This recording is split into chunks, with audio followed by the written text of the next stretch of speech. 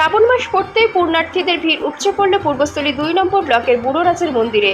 রাজ্যের বিভিন্ন প্রান্তে থেকেই শুধু নয়, ভিন রাজ্য থেকেও পুণ্যার্থীরা ভিড় করেন।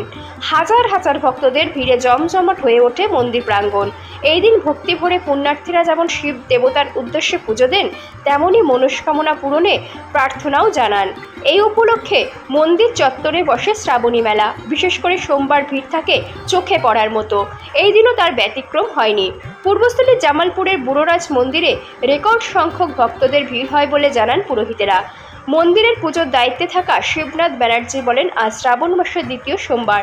এই দিন ষষ্ঠীদাস বন্দ্যোপাধ্যায় এবং উমাদাস বন্দ্যোপাধ্যায় তাদের পুজো করার দায়িত্ব ছিল। সেই উপলক্ষে এই সপ্তাহ মন্দিরের পুজো করার জন্য অনুমতি দেওয়া হয় ভাইপো অশোক ব্যানার্জিকে।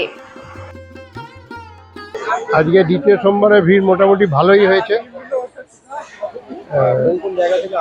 এই তো নদিয়া, মুর্শিদাবাদ, বর্ধমান, মালদা সব জায়গা থেকেই লোক আসছে। গত সোমবারের থেকে ভিড় কেমন হয়েছে? গত সোমবারের থেকেই মোটামুটি একই রকম আছে।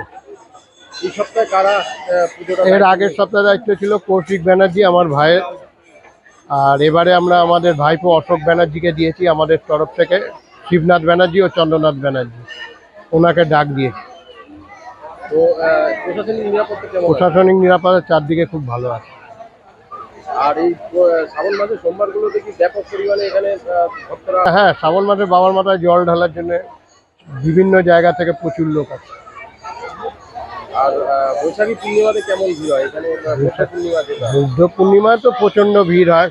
4 দিন 5 দিন ধরে মেলা চলে, 7 দিন খুবই ভিড় হয়। তখন বাবার সেই দিন উদ্ভব হয়েছিলেন বৈশাখ পূর্ণিমার দিন।